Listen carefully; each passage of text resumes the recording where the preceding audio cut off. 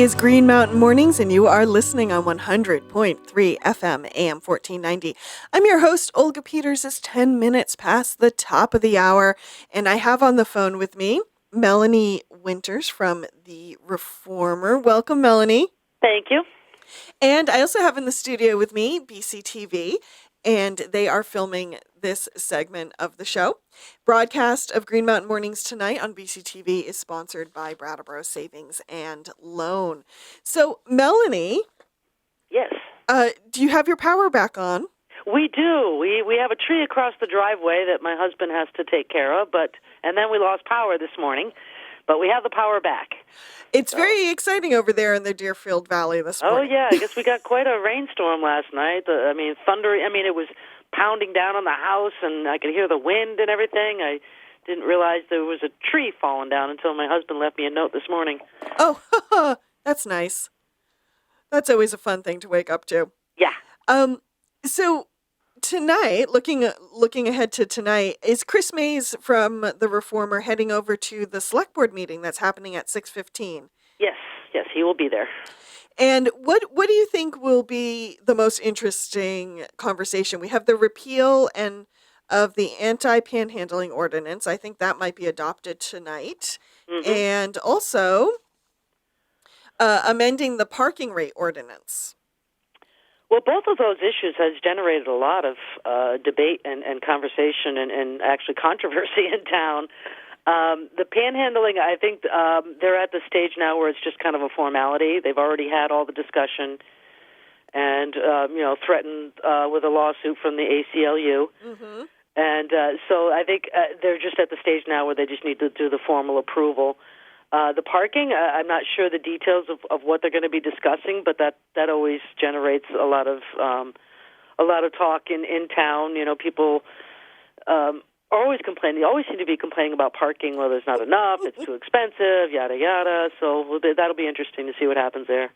Yeah. Well, one thing the town is doing, just to remind listeners, is they're installing some new parking meters that will take both apps and credit cards, debit cards, but they also are considering raising the rates by a few cents. So yes. That will be a discussion. The other thing I just noticed this on the agenda that I think might be interesting is Shanta Lee Gander, one of the select board members, has asked that the select board consider adding bulky item collection to the town's curbside collection program as part of their pay-as-you-throw. Yeah. And so I think there's going to be either a discussion on that or they'll talk about getting it on the agenda so that they can have a formal public discussion. Yeah, that's usually the process. Mm-hmm. And so pay-as-you-throw. I don't think you were at the Reformer when the initial pay-as-you-throw discussions happened at Brattleboro, but it was one of my early years as a reporter. Mm-hmm. And I think I covered a meeting where they talked about it. I think it was a town meeting. I was pretty traumatized because the debate and discussion went on for hours. Hours. And it got nasty at times. So whenever I see pay-as-you-throw on an agenda, I admit I get a little nervous. Well, it's interesting because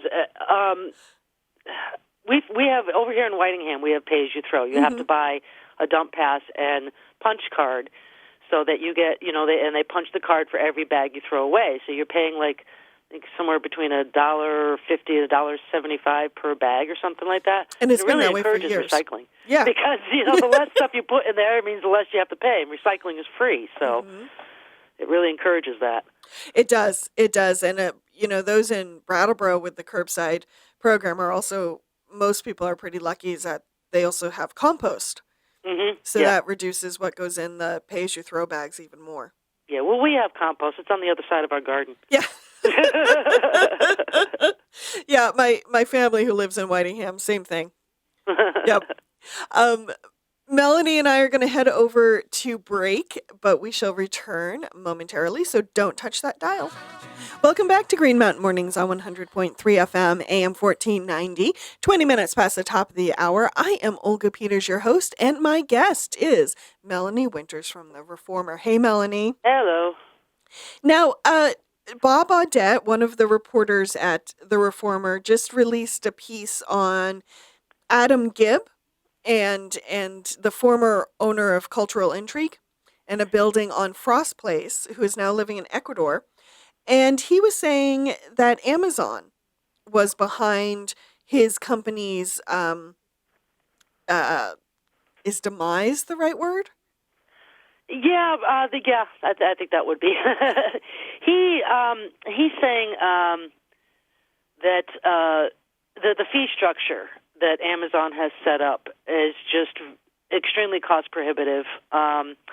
He says now, according to the Amazon Seller Central website, the referral fee, for example, for furniture and decor is 15%.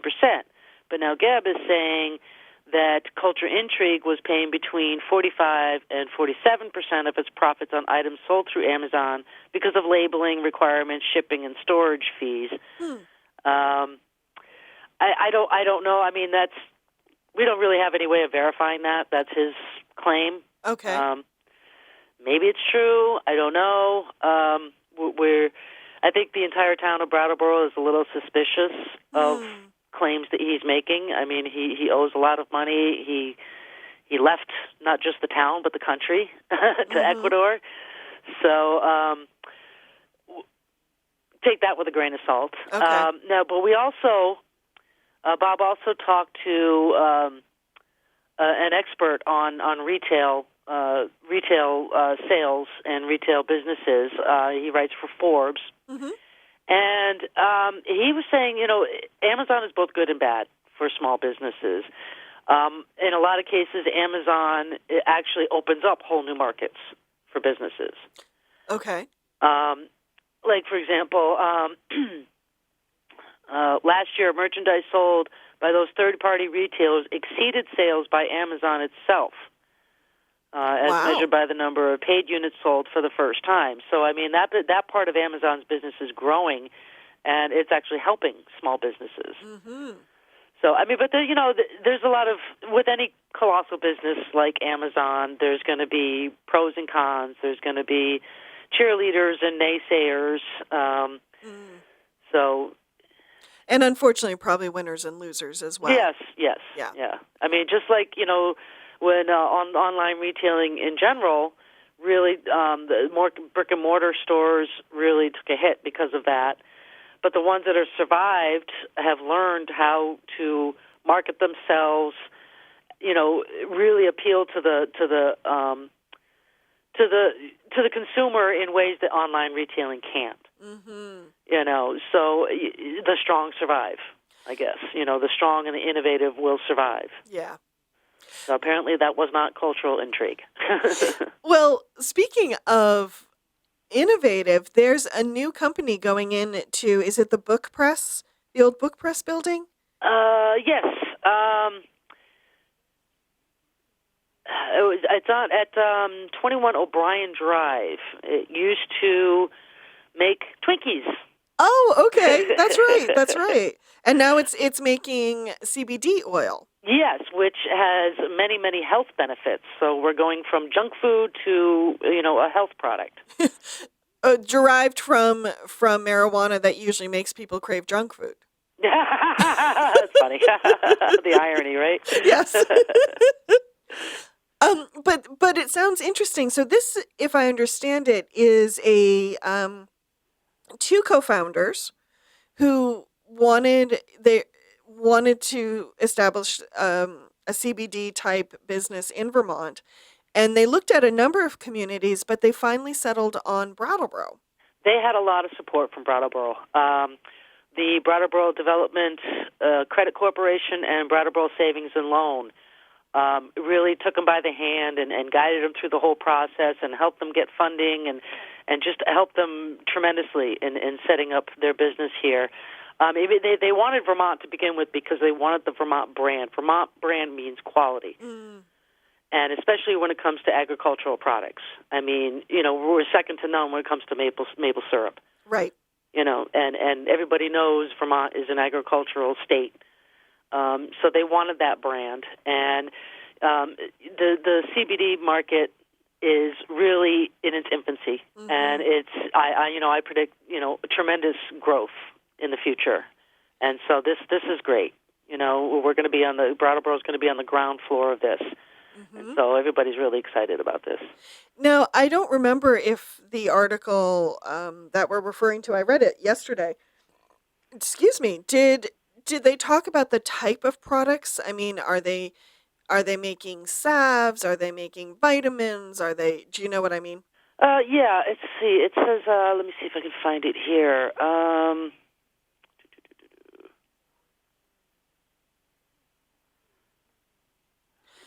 Well, just while you're looking for that, I believe they received, Melanie had mentioned that they received a lot of support from the town, including the Brattleboro Development Credit Corporation. Gubernatorial candidate Christine Hallquist toured the facility, I believe, on Friday. So that's another interesting statewide view to see. Okay, I found the part here. Okay, it's a compound found in cannabis that many people find to have health benefits. For example, relief from inflammation, pain, anxiety, psychosis, seizures, spasms, and other conditions. And there's new studies all the time, and some of the other things they're looking at for arthritis, diabetes, alcoholism, MS, chronic pain, schizophrenia, PTSD, which is post-traumatic stress syndrome, depression, antibiotic resistant. I mean, the list goes on and on. It's just it's growing. The more they study this, the more they find the beneficial use for it. And there can be CBD that doesn't have that. It doesn't necessarily have to have that euphoria effect that most people attribute marijuana to. Right. Yeah, that's a different compound in marijuana. So people need to understand that it's not. We're not. It's not, people, stoners walking around, or using their medical condition as an excuse to get stoned. Right. They don't necessarily get stoned, but there are tremendous health benefits from the CBD oil. Yes, I don't know about listeners out there, but I have a few people in my life who have chronic pain, and they're actually on the CBD component rather than, I don't remember the other one. It begins with a T, which is what gets you high. THC, I think it is. I don't know the whole scientific term, but I think it's THC. That's I think the high that you get. Yep. Yeah, and the folks I know just take the CBD for chronic, like you said in your description, pain and inflammation. And it's certainly better than opioids. I mean, come on. I mean, that's a really good point, actually. If we can find something that doesn't get you high, that can take care of chronic pain, because that's something I think in our medical system we're still struggling with. Yeah. Is how do we help people in chronic pain? Definitely. And we've seen the effect that the opioids I feel have for had you. on our community. It starts off with, they get a subscription or a prescription for the opioids, and then they get hooked on them, and then they turn to heroin because it's cheaper, and it just spirals out of control from there. I have never heard any of those cases from regular marijuana. Much less the CBD oil that does not have that high effect. Well, as Vermont decides how to go forward, if it goes forward with a tax and regulation system, it will be interesting to see how companies such as the one moving in to Brattleboro expand and fare and move forward.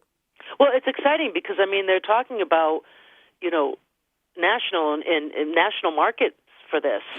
So this is going to put Vermont, on the map and on the ground floor of this expanding, growing industry. Well, Melanie, thank you for that assessment. And Melanie and I are going to hand you on over to Natalie Knowles and her local news. We shall return soon. Welcome back to Green Mountain Mornings on 100.3 FM AM 1490. I'm your host, Olga Peters. 37 minutes past the top of the hour. And Melanie Winters from the Reformer is on the phone with me right now talking about local news. Thanks for being here, Melanie. My pleasure. Now, we have a couple pieces out of Bellows Falls that Susan Smallhair wrote for the paper. Let's start with the first one, which is kind of fun. The oldest oldest fire department parade? Yes, going on 131 years. Wow. That's a long time. That's what you call a tradition. Yes. Yes. And I guess it's a parade in Bellows Falls, kind of honoring the local fire department, but also other fire departments will attend. And it came about in recognition of, was it the Chicago fire? I believe it was the Chicago fire, yes. And it's always held at the end of National Fire Prevention Week. Okay. And how did it go? Because I'm wondering, since Bellows Falls last year made the decision to do away with most of its full-time firefighters. Yes, yeah, they let go of their 4 full-time firefighters and they switched to an on-call department in an effort to save money. This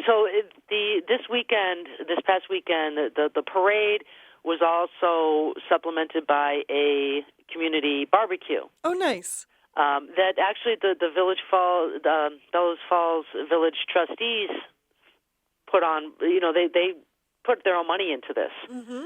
They know that it's been a difficult year in Bellows Falls, and there was a lot of controversy surrounding the fire department decision.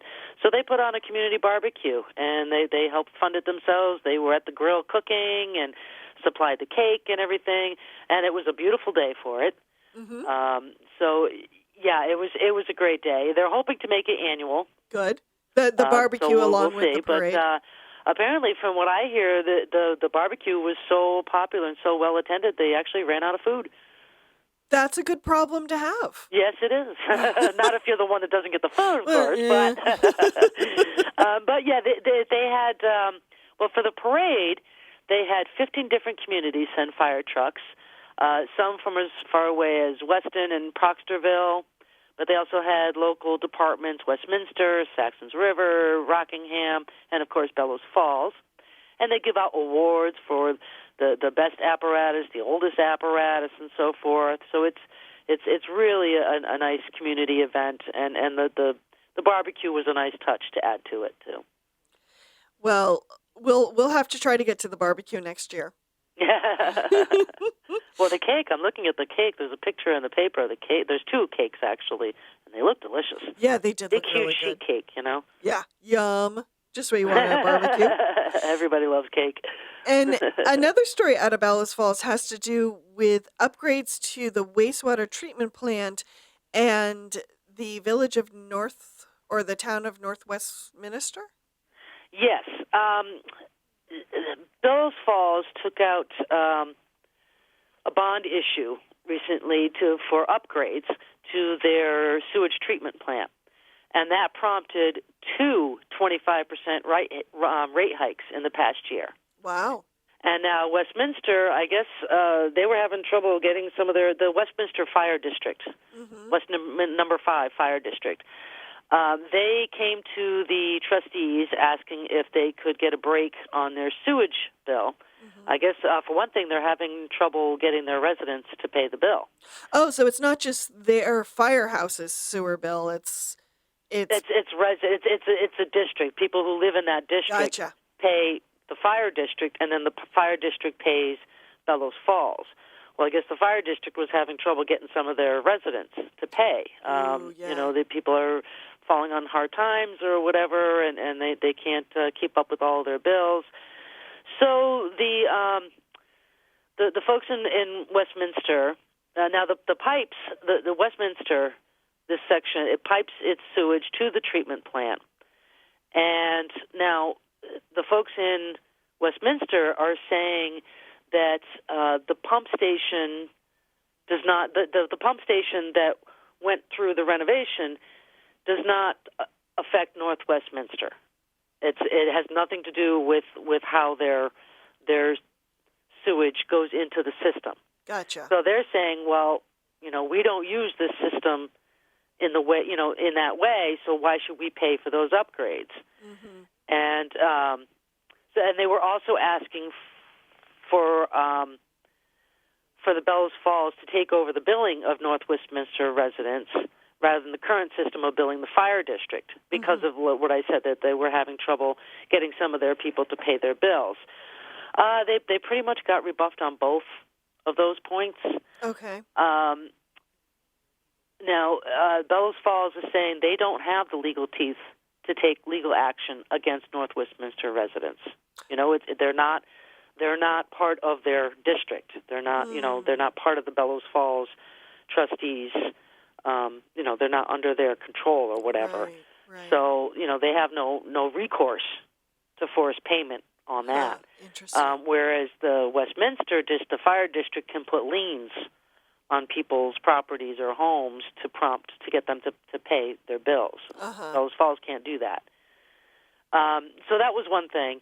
And the other thing that the trustees pointed out was it's the entire sewage system works together.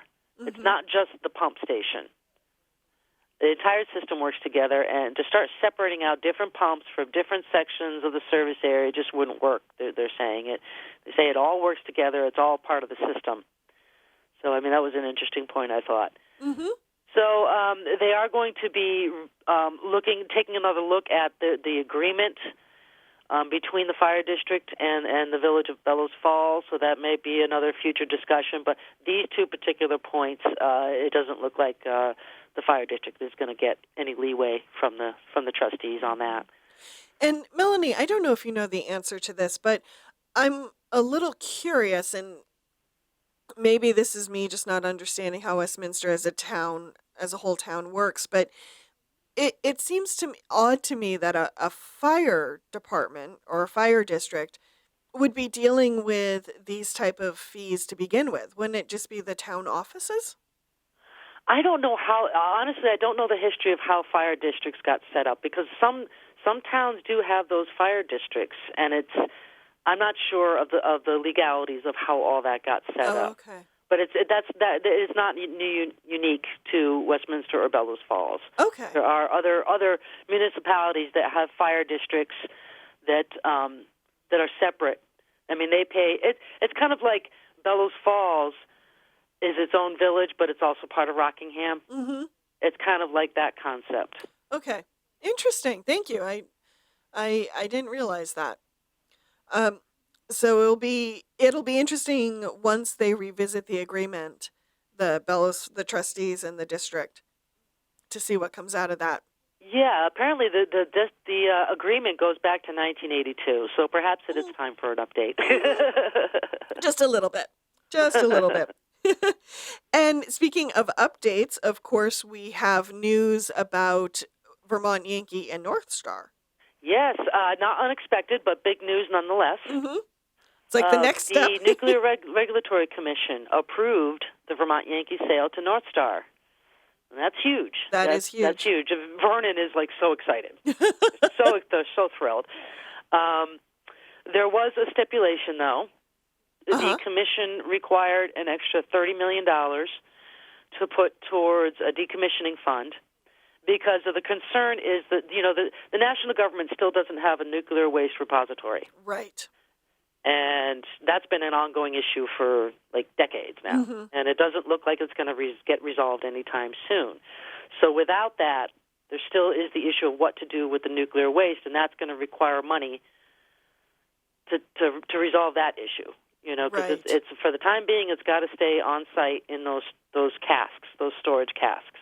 Mm-hmm. So until the federal government resolves that issue, that's got to stay in Vernon, and that's going to require money. So they stipulated an extra $30 million for that purpose. Mm-hmm. And this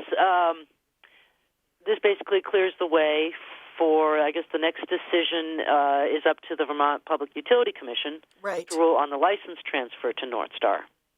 Right, and I think most people who have been watching this assume that the state will probably give it the okay. Yeah, I think so. I think the biggest issue, the biggest hurdle was the Nuclear Regulatory Commission. There's been ongoing negotiations. This has been going on for, almost 4 years now. They shut down in 2014, Yes. December. So we're going on almost 4 years now. North Star didn't come into the picture until, about a year or so ago, I believe it was. I don't remember. I want to say 2 years. Maybe 2 years, yeah. And so, last 2 years, there's been ongoing negotiations, and there's been a lot of groups that have been involved in this, and they want to make sure that, the job is done right. Mm-hmm. I know some people who were in favor of the sale from the get-go, Right. primarily Vernon, and it's understandable because this is their town, and without this sale, Entergy was talking about taking decades, like maybe as much as 60 years. Yes. For decommissioning, primarily to build up the decommissioning fund. And, then there's nothing for 50, 60 years. There's nothing they can do with this property. So now here comes along North Star saying, well, we can do this in like 10 years. Right. And so Vernon's like, yeah. But others are like, whoa, hold on, we got to make sure it's done right. We don't want to just, get the most immediate return if it means long-term contamination and so forth. We have to think, the long-term ramifications of such a sale. And so there's been a lot of negotiations going back and forth, a lot of groups saying, no, we need more money for the decommissioning fund and so forth. So I think that's where we are now. And I think the process has played out the way it should. Mm-hmm. I know it took longer than some people would have liked, but I think there's a reason for that. You want to make sure that every contingency is considered. Yes, and I think it is really telling that the NRC looked so closely at both companies' finances and said, Mm-hmm. okay, we want to make sure that there is enough covered here. Because you got to think, this has never been done before. Mm-hmm. This is a first. It's true. In terms of decommissioning this quickly. And I know VY is not the only site to have its waste stored on site. Right, correct. But correct. There are other plants that are going offline more and more now because of the energy market. Right. And so Vermont Yankee is going to serve as a model for some of those others. Thank you. Yes, definitely. But Melanie, it was really wonderful to have you on the show today. Thank you. Thank you. Good luck getting that tree out of your driveway. I'm going to hand you on over to the weather, and I'll return after the break.